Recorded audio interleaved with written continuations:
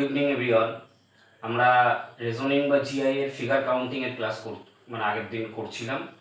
সেখানে স্কোয়ার বা বর্গক্ষেত্রের দুটো টাইপ আমরা দেখেছি। আমরা আজ টাইপ 3 থেকে শুরু করব। দেখো টাইপ 3।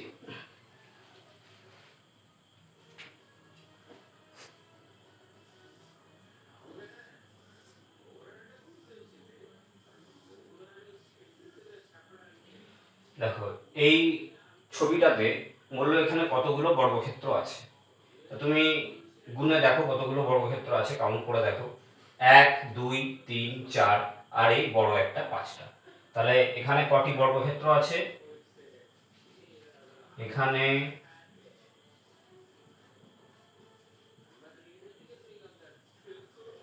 কটি বর্গক্ষেত্র আছে আমরা কাউন্ট করে দেখলাম, 5টি বর্গক্ষেত্র আছে। এর শর্টকাট ট্রিক্স কি আছে? শর্ট ট্রিক্স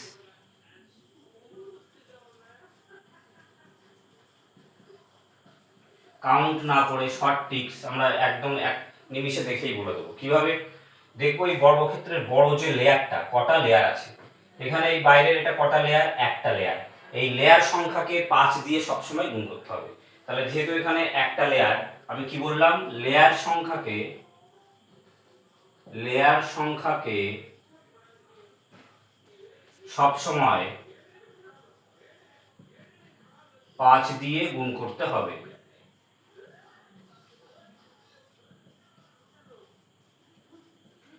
এখানে একটাই মাত্র লেয়ার, তাহলে এখানে বর্গক্ষেত্র কটি থাকবে? এখানে বর্গক্ষেত্র আছে একটাই মাত্র লেয়ার, তাই 5 দিয়ে গুণ করলাম, 5টি। এটাই অ্যান্সার। দেখো কাউন্ট না করে আমরা ট্রিক্স অ্যাপ্লাই করে খুব সহজে এখানে বের করলাম যে 5টা ত্রিভুজ আছে। দেখলাম যে একটা লেয়ার, তাকে 5 দিয়ে গুণ করলাম, 5টা বর্গক্ষেত্র আছে, বেরিয়ে গেল। এবার দেখো এটাতে বলো কটি বর্গক্ষেত্র আছে?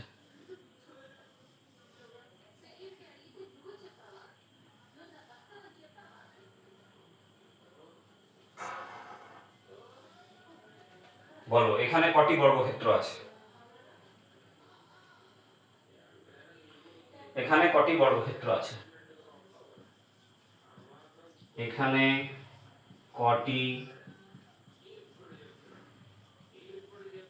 কটি বর্গক্ষেত্র আছে? দেখো ট্রিক্স অ্যাপ্লাই করব। কটা লেয়ার এখানে? এই একটা লেয়ার আর এই একটা লেয়ার, দুটো লেয়ার। তাহলে 2 গুণ 5, সবসময় 5 দিয়ে গুণ, তাহলে 10টি বর্গক্ষেত্র আছে। এটা হচ্ছে অ্যান্সার। বিবেচনা বোঝনি? বলো বিবেচনা বোঝনি? আর একটা দেখো,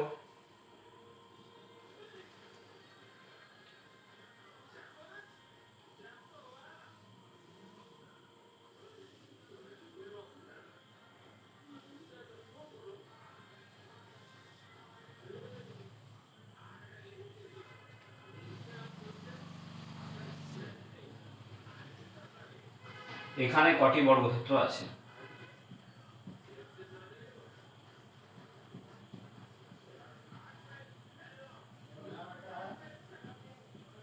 এখানে কটি বর্গক্ষেত্র আছে? কটা লেয়ার আছে দেখো?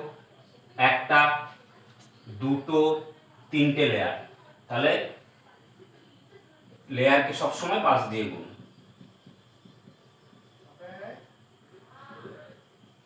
এখানে 15টি বর্গক্ষেত্র আছে। বুঝেছো না বোঝনি? এই হচ্ছে বর্গক্ষেত্র আমাদের হয়ে গেল।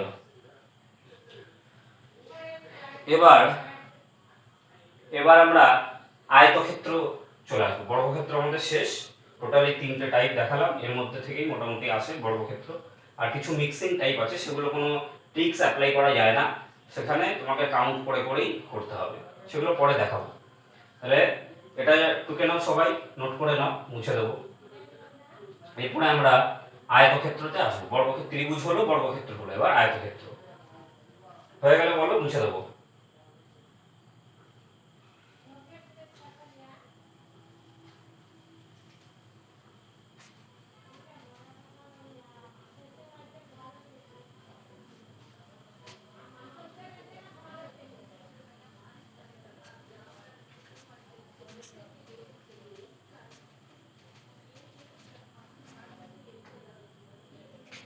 দেখো এবার আয়তক্ষেত্র।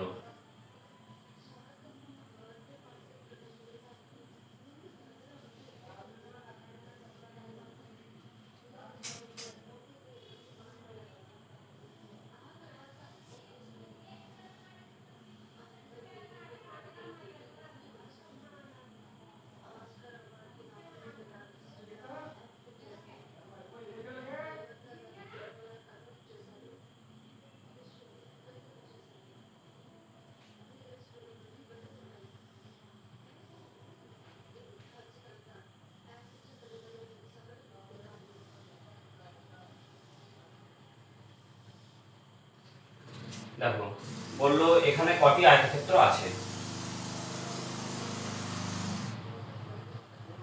এখানে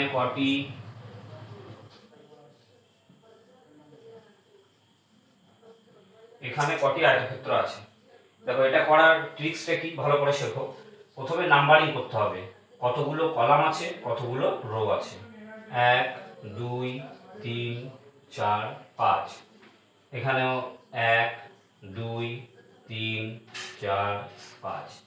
তাহলে রো আর কলাম যদি সমান হয়, রো ইজ ইকুয়াল টু যদি কলাম হয়, তাহলে এর যে শর্ট ট্রিক্স সেটা হচ্ছে কিউব করে যোগ করে দেওয়া। অর্থাৎ 1 এর কিউব প্লাস 2 এর কিউব প্লাস 3 এর কিউব প্লাস 4 এর কিউব প্লাস 5 এর কিউব। এটা করলে যা হবে সেটা হচ্ছে অ্যান্সার। বোঝা গেছে না যায়নি? এটা হচ্ছে টাইপ 1।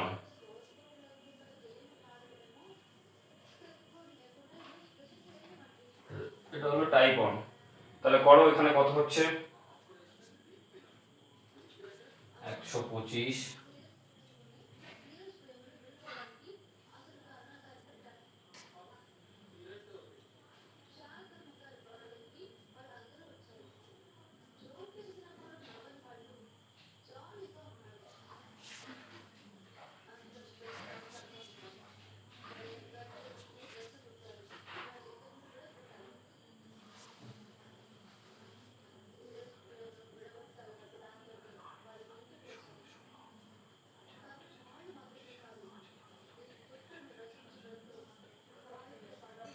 5 4 9 আর 10 হচ্ছে 16, 16 4 20 4 24 আর 25 5 হলো 2 2 2 4 6 4 10 আর 2 12 এখানে 225। তাহলে 225টি, এখানে 225টি আয়তক্ষেত্র আছে। এটা হচ্ছে রো আর কলাম যদি সমান হয়। কিন্তু রো আর কলাম যদি সমান না হয় তাহলে কি হবে দেখো। টাইপ 2।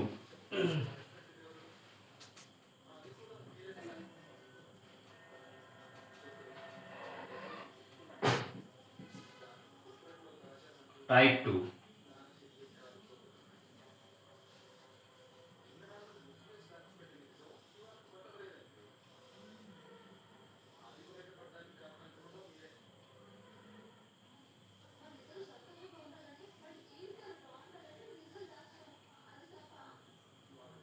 দেখো এটা হচ্ছে কলাম, এটা হচ্ছে রো।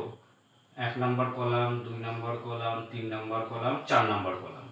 রো গুলোকে 1 2 3 4 5। তাহলে দেখো এখানে কলাম 4টে, রো 5টা। তাহলে row not is equal to column. এখানে row not is equal to column. Row আর কলাম যদি সমান না হয় তাহলে সেক্ষেত্রে কি করব, সেক্ষেত্রে আমরা এই সবগুলো যোগ করব। দেখো 5 আর 4 9, 10 11 12 13 14 15। 5 আর 4 9 10 11 12 13 14 15, এইগুলো এখানে যোগ করে ফেলবো। যোগ করলে কত হয়, 4 আর 3 7 8 9 একে 10। এবার এই দুটো গুণ করব, 15 গুণ 10 অর্থাৎ 150টি। বুঝেছো না বোঝোনি? যদি রো কলাম সমান না হয় তাহলে কিভাবে আমরা আয়তক্ষেত্রের সংখ্যা বের করব না, রোগুলোকে ইন্ডিভিজুয়ালি যোগ করব, রোগুলোকে ইন্ডিভিজুয়ালি যোগ করব, কলামগুলোকে ইন্ডিভিজুয়ালি যোগ করব, তারপরে তাদের মাল্টিপ্লাই করব বা গুণ করব। তাহলে আমরা পেয়ে যাব যে কতগুলো এখানে আয়তক্ষেত্র রয়েছে। বুঝেছ না বুঝুনি বলো? বুঝেছ না বুঝুনি?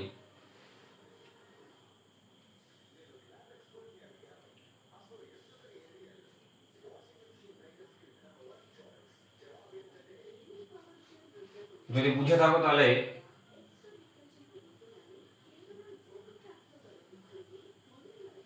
নিজের একটা পড়ো।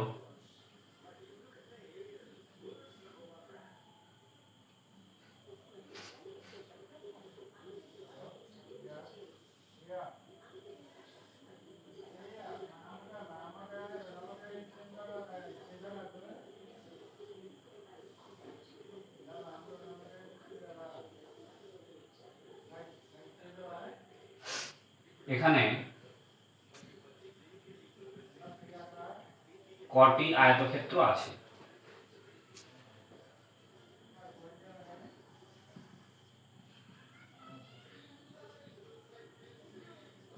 এখানে কটি আয়তক্ষেত্র আছে? কিভাবে করব? এটা 1 নম্বর, 2 নম্বর, 3 নম্বর। এটা 1, 2, 3, 4, 5, 6। এগুলো সব যোগ করে দেবো। 6 আর 5 11, 12, 13, 14, 15, 16, 17, 18, 19, 20, 21। আর এটা যোগ করলে হয় 3 আর 2 5 আর 1 6। তাহলে 21 গুণ 6, 21 গুণ 6, 6 অক্ষে 6, 6 গুণে 12, 2 হাতে হলো 1, 126টি। তাহলে এখানে কটি আয়তক্ষেত্র আছে? 126টি। বুঝেছ না বুঝুনি বলো? না বুঝতে পারলে বলো, কোনো ডাউট থাকলে। বুঝেছ না বুঝুনি?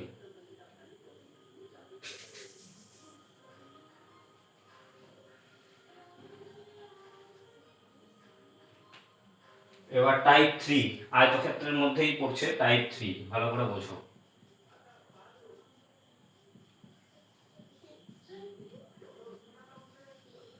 টাইপ 3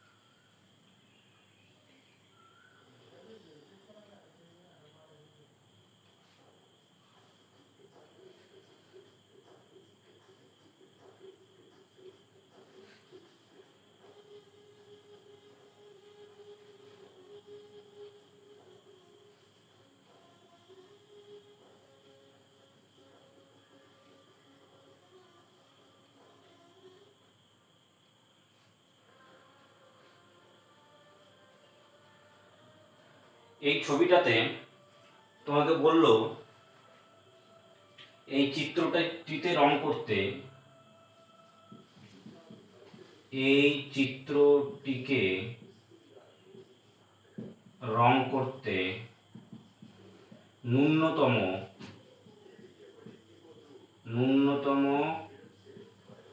কতগুলি রং প্রয়োজন? এটা হলো প্রশ্ন। এই চিত্রটিকে রং করতে ন্যূনতম কতগুলি রং প্রয়োজন? ব্র্যাকেটে তোমাকে বলে দিল যে সংলগ্ন অংশে একই রং থাকবে না। সংলগ্ন অংশে একই রং থাকবে না মানে এর সঙ্গে লেগে আছে যে অংশ, অর্থাৎ এই অংশ আর এই অংশ, এখানে যেন এখানে যে রং করব এখানে আর এখানে যেন সেই রং না থাকে, এটা বলে দিয়েছে।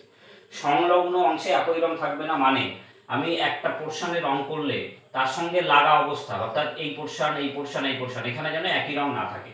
এরকমভাবে রং করতে হবে। এরকমভাবে এই টোটাল চিত্রটাকে রং করতে ন্যূনতম কতগুলো রঙের প্রয়োজন হবে। ব্র্যাকেটে তোমাকে বলে দিল সংলগ্ন অংশে একই রং থাকবে না। সংলগ্ন অংশে একই রং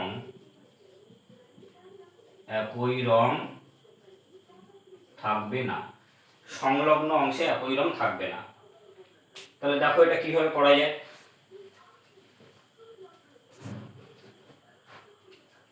দেখো আচ্ছা, এটাকে আমি সাদা রেখে দিলাম, সাদা রঙই রাখলাম। এটাকে কালো করে দিলাম, সাদা কালো হয়ে গেল। সাদা কালো, বেশ ভালো। আচ্ছা,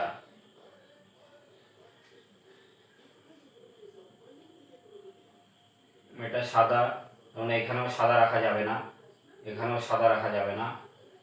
বেশ, তাহলে সাদা কালো, সাদা, এখানে তো সাদা রাখা যাবে না, এখানে সাদা রেখে এখানে হবে না। আচ্ছা, তাহলে এটা সাদা, এটা কালো, এটা আমি লাল দিয়ে দিলাম।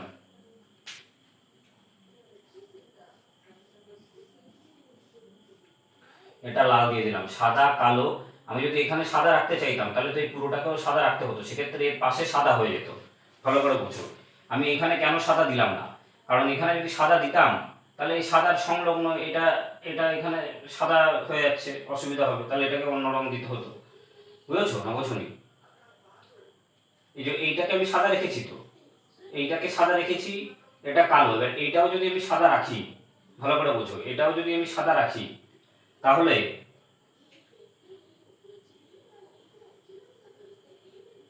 আচ্ছা, এটা হ্যাঁ, ওটা সাদা রাখতেই পারি, অসুবিধা নেই। দাঁড়াও, এটা সাদাই রাখি, সব থেকে মিনিমাম যতগুলো রং করে পারা যায়।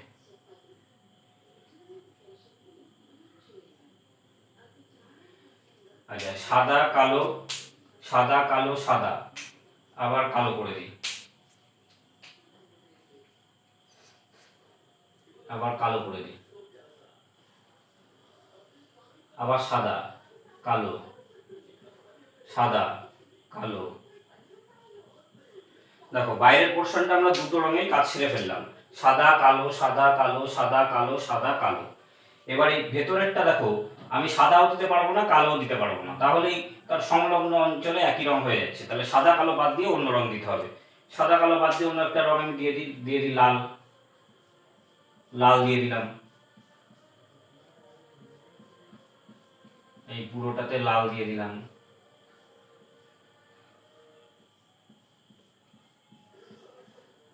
লাল, তাহলে এই ভেতরটা লাল হয়ে গেল। এখনো পর্যন্ত তিনটে রং আমি ব্যবহার করেছি, সাদা কালো লাল।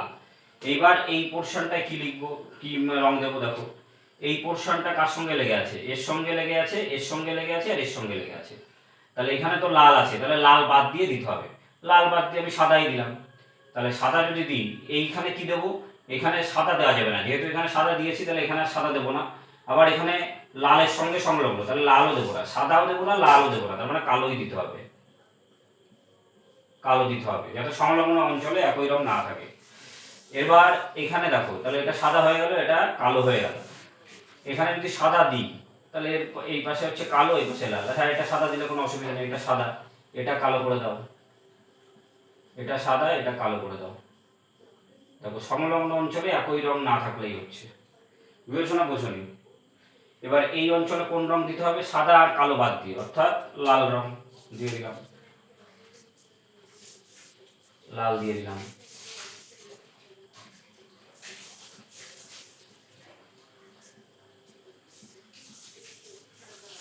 আর এইটা মাঝখানে লাল বাদ দিয়ে যা খুশি একটা দিলেই হলো, কালোও দিতে পারি, সাদাও দিতে পারি, সাদা দিয়ে দিলাম, ব্যাস হয়ে গেল।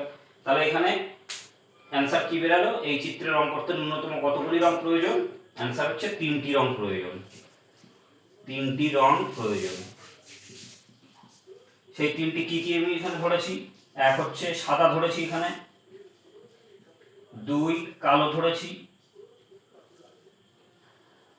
আর 3 নাম্বার সাদা কালো, আর হচ্ছে লাল, লাল ধরেছি। এই 3টে রঙে আমি ছবিটা পুরো পেন্ট করলাম। বুঝেছো না বোঝোনি? না বুঝতে পারলে বলবে, না বুঝতে পারলে বলবে। এই টাইপ 3 এর মধ্যে আর একটা জিনিস করো।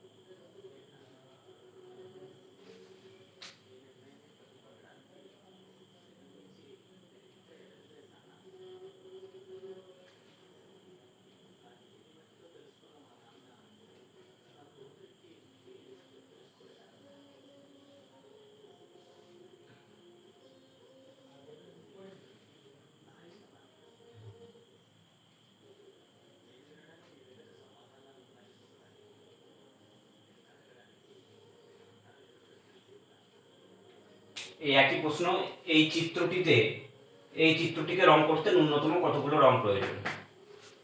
এই চিত্রটিকে রং করতে কতগুলি রং প্রয়োজন? এই চিত্রটিকে রং করতে ন্যূনতম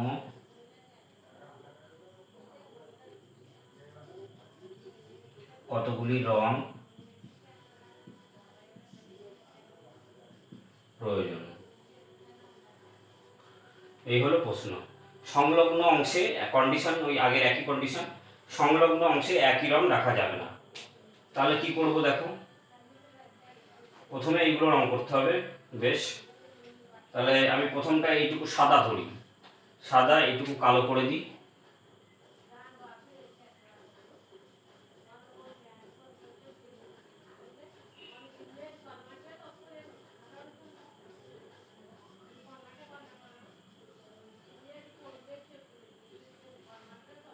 এটা সাদা ধরলাম, এটা কালো করে দিলাম।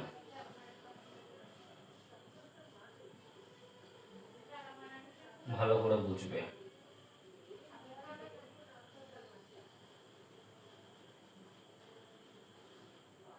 দেখো এই পোর্শনটাকে আমি সাদা রাখলাম, এই পোর্শনটাকে কালো করে দিলাম, আর উপরের পোর্শনটা সাদা কালো সাদা। আচ্ছা, আমি যদি এখানে সাদা ধরেছি, এখানে কালো ধরেছি, এটা যদি আমি সাদাই ধরি, তাহলে এইটা সাদা ধরলে দেখো এই সাদা আর এই সাদা পাশাপাশি হয়ে যাচ্ছে, সেই জন্য হবে না।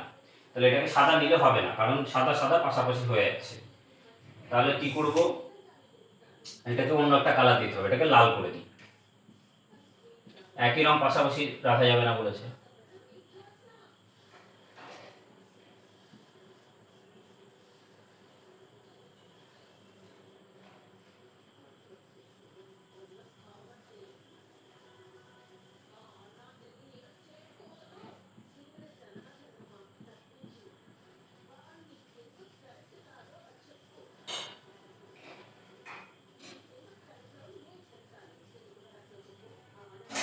বুঝেছো না বোঝনি? এটা সাদা কালো, এটা সাদা কেন নিলাম না, এটা সাদা দিলে সাদার পাশে সাদা হয়ে যাচ্ছে, সংলগ্ন অংশে একই রং হয়ে যাচ্ছে সাদা সাদা, সেই জন্য এটা নেওয়া যাবে না। তাহলে এই পোর্শনটা সাদা নিয়েছি, এটা কালো নিয়েছি, এটা লাল নিয়েছি, হলো। এবার দেখো এই পোর্শনে কি দেবো, এই পোর্শনের কিছুটা অংশ কালোর সঙ্গে, কিছুটা অংশ সাদার সঙ্গে, তাহলে সাদাও নিতে পারবো না, কালোও নিতে পারবো না, তাহলে লালই নিতে হবে। এই পোর্শনটা, এই পোর্শনটা লাল নিতে হবে।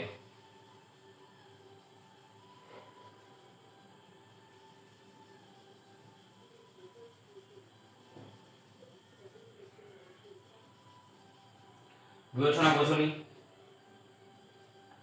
আচ্ছা, এবার এইখানটায় কি নেব, এখানে কিছুটা পোর্শন লাল আছে, কিছুটা পোর্শন সংলগ্ন অংশ কিছুটা কালো আছে, তাহলে লাল আর কালো বাদ দিয়ে নিতে হবে, লাল আর কালো বাদ দিয়ে আমি সাদা নিয়ে নিতে পারবো। বেশ, এবার এইটাতে আসো, এইটাতে কিছুটা লাল আছে কিছুটা সাদা আছে, তাহলে লাল আর সাদা বাদ দিয়ে আমি কালো নিয়ে নিতে পারবো, কালো নিয়ে নিতে পারবো এই অংশটা, কোনো অসুবিধা নাই কালো নিতে। বুঝেছো না বোঝনি? তাহলে আমার এইটাও হয়ে গেল। এবার ভেতরের গুলো রং করতে হবে। ভেতরের এই পোর্শনটা ভালো করে দেখো, এই পোর্শনটা ভালো করে খেয়াল করো, এই পোর্শনটা এর কিছুটা লালের সঙ্গে লাগোয়া কিছুটা কালোর সঙ্গে লাগোয়া, তাহলে লালও নেওয়া যাবে না কালোও নেওয়া যাবে না, তার জন্য এই অংশটা আমি সাদা নিলাম, হয়ে গেল। আর এই অংশটা দেখো, এর কিছুটা সাদার সঙ্গে লাগোয়া কিছুটা লালের সঙ্গে লাগোয়া, তাহলে সাদা আর লাল বাদ দিয়ে নিতে হবে, আমি কালো নিয়ে নিলাম, সাদা আর লাল বাদ দিয়ে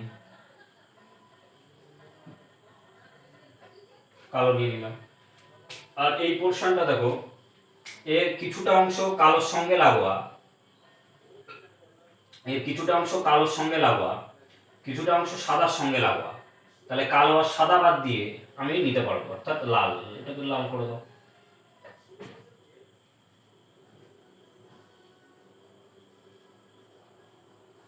বোঝা গেল না যায়নি? ব্যাস আমার সব কমপ্লিট, রং করা হয়ে গেল। তাহলে এই চিত্রটিকে রং করতে ন্যূনতম কতগুলো রঙের প্রয়োজন হলো? অ্যান্সার হচ্ছে তিনটি। তিনটি রং দিয়ে আমি পুরোটা রং করে ফেললাম। বুঝেছো না বুঝনি? কি কি রং নিয়েছি এখানে? এক হচ্ছে সাদা, দুই কালো, আর তিন লাল। এই তিনটে রং দিয়ে আমি এই চিত্রটাকে ফুলফিল করলাম। বুঝেছো না বুঝনি? বলো, না বুঝতে পারলে বলো। এবার টাইপ 4 দেখাবো, না বুঝতে পারলে বলো, মুছে দেবো।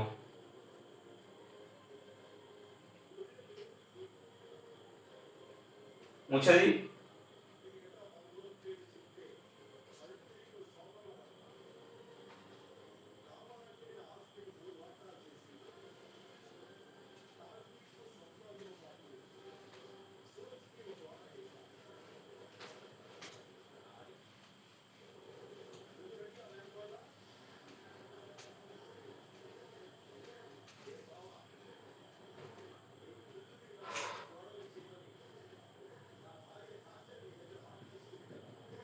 এবার টাইপ 4।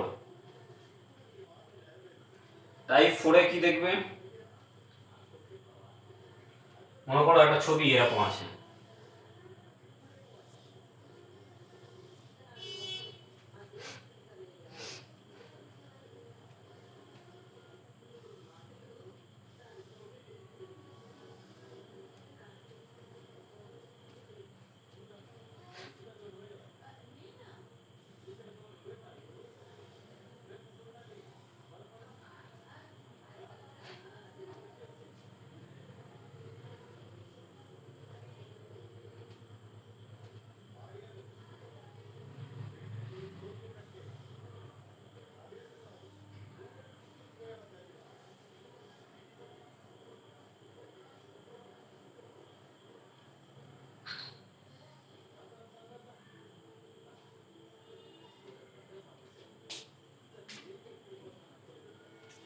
দাও ছবিটা।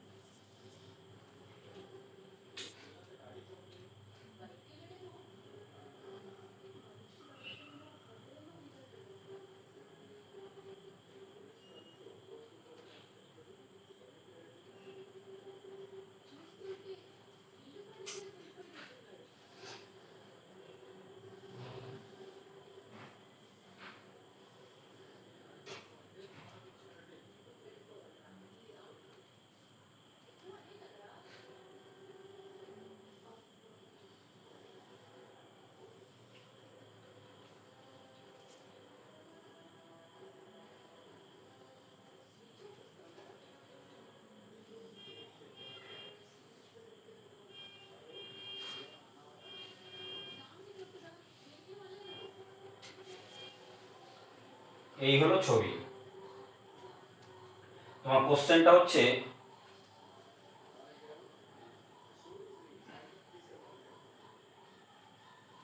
এই চিত্রটি অঙ্কন করতে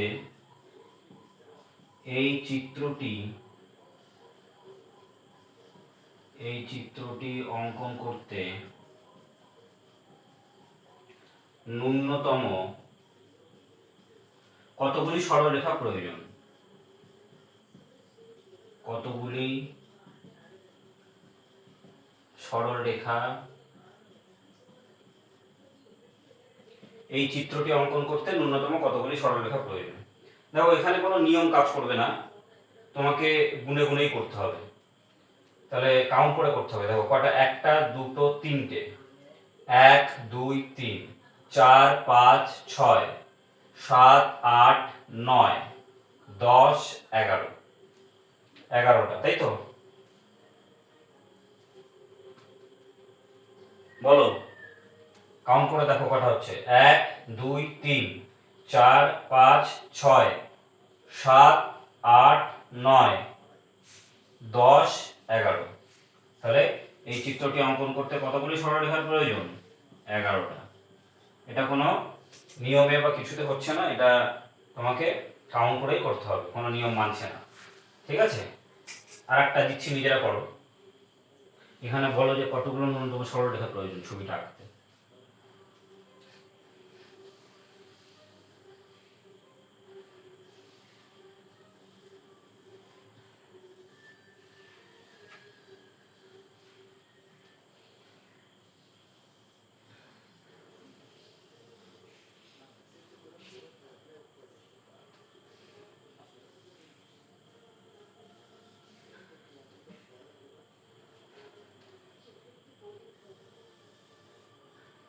বলো, এই চিত্রটি আঁকতে, এই চিত্রটি অঙ্কন করতে,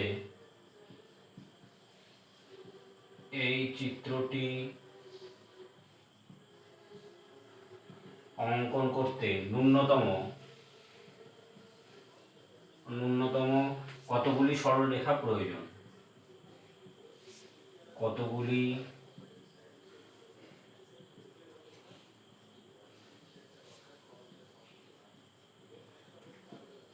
সরলরেখা প্রয়োজন? বলো, কাউন্ট করো, নিজেরা গুনে গুনে দেখো। 1 2 3 4 5 6 7 8 9 10 11 12, আর এই মাঝখানে একটা 13। তাহলে আমি তো দেখছি 13টা। বলো তোমরা কি দেখছো?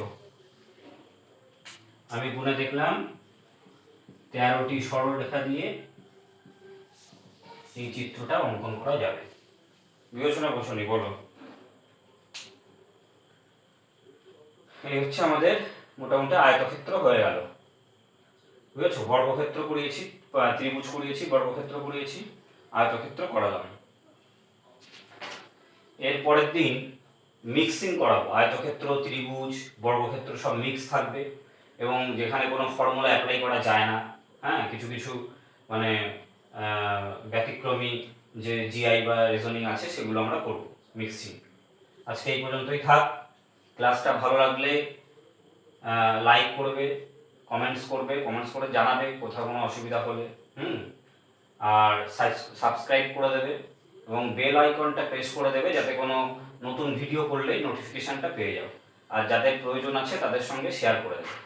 ঠিক আছে, টাটা।